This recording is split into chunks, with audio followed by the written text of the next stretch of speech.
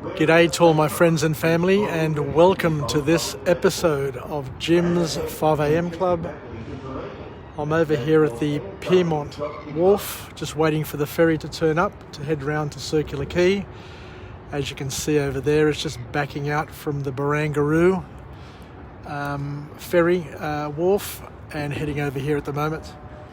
So thank you once again, and as you can see, it's another glorious Sydney day. A spectacular autumn day indeed. Not a cloud in the sky. It's Friday. I've got the week off work, and I'm just heading to George Street to go and do my COVID-19 vax. I'm doing the AstraZeneca, and I just can't wait to get it done, get it out of the way, and do my social investment. Because the last thing I want to do is to get ill, fill up an ICU bed, and not enable that bed for somebody who's in more need.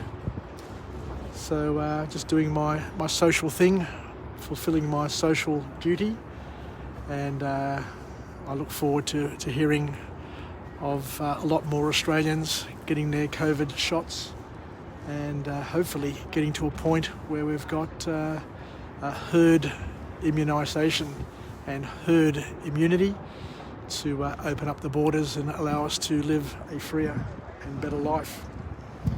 Anyway, what I want to do today, whilst waiting for this ferry to turn up, is I just want to go through a book summary.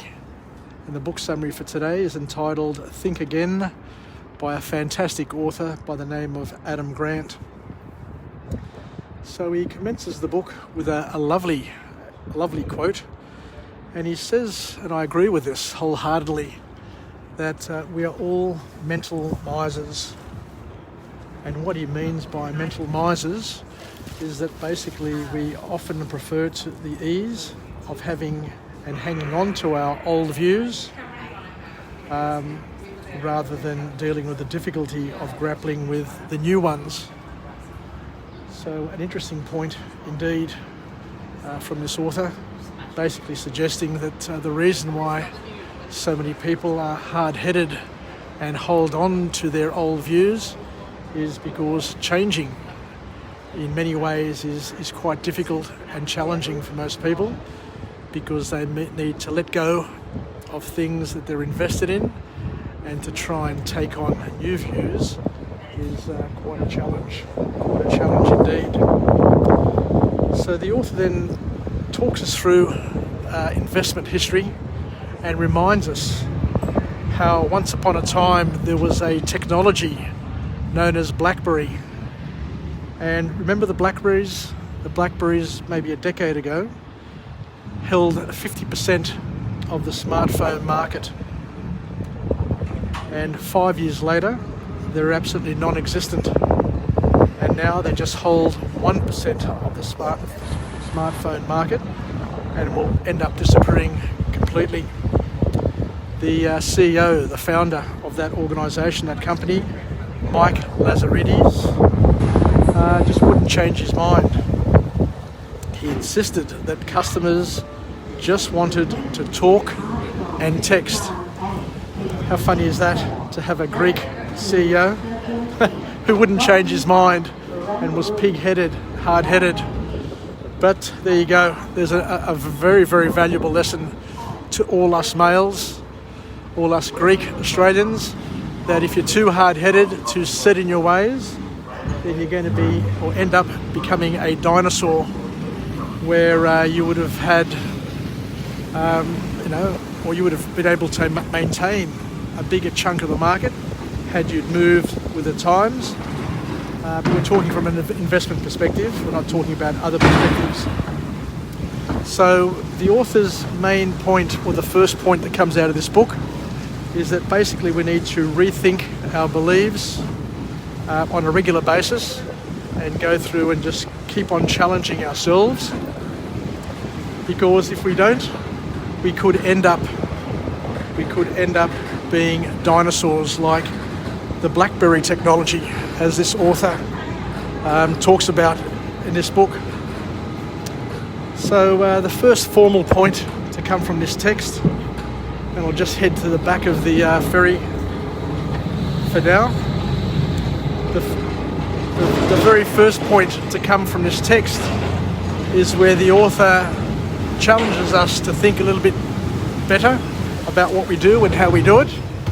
And he says that if you want to be smarter and more likable, admit that you don't know everything. How difficult is that? Especially for us men. If you want to be smarter and more likable, the simple answer from this author is that we first need to admit that we don't know everything, and to surround ourselves with people who have different views so that we can cycle and pressure test our ideas, our views with people from different backgrounds, different cultural influences, just to make sure that we're on page, we're on track, so that we don't get left behind.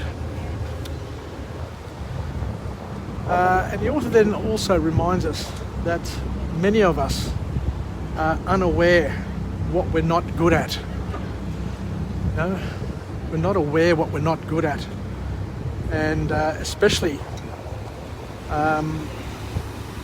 the other observation that the author makes is quite astounding.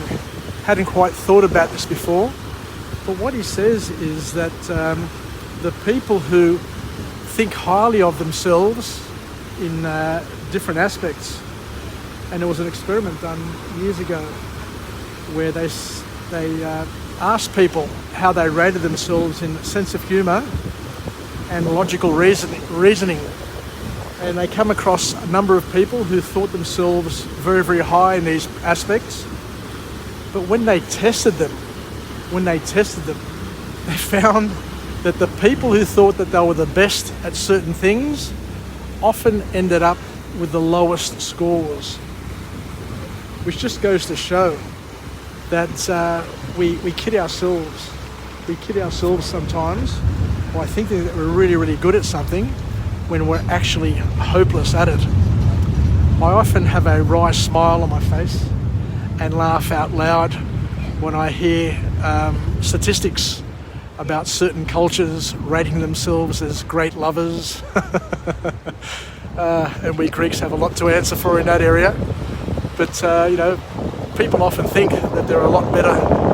They're a lot better than what they actually are. So a lot of people talk up their abilities, and I've had lots of friends over the years who thought themselves as being champions in the bedroom, and yet years later they're divorced, and you look back and you often wonder whether or not their opinion of their lovemaking and their the way they talk themselves up actually matches the reality that has transpired. Life is funny. Because people with false beliefs, this is another interesting thing. There are people with false beliefs about their capabilities, but the people with the false beliefs about their inflated capabilities are also the people who are less likely to do something about improving that skill. So it's compounded. Not only do they think that they're a lot better than what they are, they are also the ones who are less likely to do anything about building that skill or improving that skill or seeking advice, which is really funny. The next point to come out of this book here is that humility and confidence are not mutually exclusive qualities. Confidence is about self-belief, whereas humility means that you are willing to examine your own methods and improve where you can. So it's important, yes, to be confident, but your confidence needs to be matched with humility, where you want to examine, you want to review, you want to get feedback and see how you rate to how you think you rate, and then if there's a gap, then do something about it to fix that gap and to improve in a real way, so that your view of your capabilities are aligned to the feedback that you're getting. the next point that the author talks about here is that sometimes even the most ignorant people change their minds, and with time, with the years, we learn to examine ourselves, and sometimes we all get to the point where we see that our prejudices, the prejudices that we've inherited from family, friends, work peers over the years, are in fact silly. So the author says, in terms of getting through and over prejudices, one of the best ways to get someone to rethink their beliefs is to show them that the only reason they have those beliefs is because of chance. You know, you're born into a particular family, you go to a particular school, you heard a program, you had a one-off experience. A lot of these things are just expressions of chance, and depending on who you surround yourself with, you will absorb their beliefs. And as Jim Rohn always says, that sooner or later, you will become the average of the half dozen people that you hang out with. So I guess one of the calls to action is to examine who you're hanging out with, what those beliefs are, and to try and figure out whether or not those beliefs are serving you, and if there are things that you really want to be associated with. The author then goes on to talk about that if you want to convince people about your perspective, then the best way to do it is to ask the right questions, and not to try and browbeat them, not to try and tell them what the answer is, because we've learnt over 36 years of marriage, after bringing up 2 children, having grandchildren, and being in a number of social circles over the years, you learn very, very quickly that people can't be pushed into a point of view. They basically need to basically need to come up with that aha moment themselves to realise and to assert what their belief is, and then to assess it and question it, and maybe even change it. So the author here talks about the motivational interviewing technique, which helps people find their own reasons for changing their mind, rather than you telling them that they're wrong and that they need to change because of what you think. So the way of conducting a motivational interview, according to the author here, is that we need to work with people to try and understand and help them understand where their original beliefs came from and why they feel the way they feel. And this here in itself is a beautiful journey of discovery. The next point that the author suggests is also considering the next question. What are the consequences of holding on to these beliefs? So one of the questions you ask of yourself and of other people are basically, well, if I have this belief and I hold on to this belief, what pain is it generating in my life? What consequences, what first, second and third level consequences will I get by holding on to it? So that enables people to see what their belief is, where it came from, so the source of that belief, and then it also gives them an opportunity to say, well, this is my life, what are the consequences of holding on to these limiting beliefs?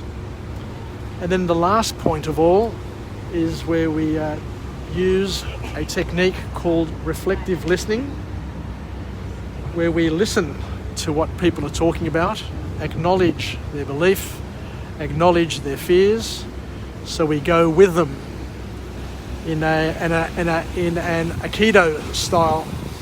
Many years ago, my uncle Andrew, who's a martial artist, also added Aikido to his martial arts style, where he learned and he taught us to use the other person's energy, the other person's momentum to assist you with your fighting style and your defensive techniques. So the bottom line is that we can't pressure people into changing. You can't pressure an anti-vaxxer into changing their opinion. All you can do is listen to them, go with the flow, and hopefully they will see the consequences of their inaction. But some will never see those, So don't wreck yourself. Don't damage relationships because of your beliefs and their beliefs. Each and every one of us have the freedom to do whatever we need to do in order to achieve the goals that we have in our lives. So the bottom line is let's not be like Mike Lazaridis, the mighty Greek who ran BlackBerry, who once held 50% of the marketplace as the market leader, and because of his belief in the fact that all people want to do is to talk and text on their smartphones, he was left behind and missed out on a massive market share, and is now languishing in a massive market with hardly any market share to enjoy. So take care, Yassas. I look forward to coming to you again from a different location with a different message. This is Jim on Jim's 5am Club, signing off on this glorious autumn day, and we'll chat again later. Yassas, Filakya, and bye for now. Ciao, ciao.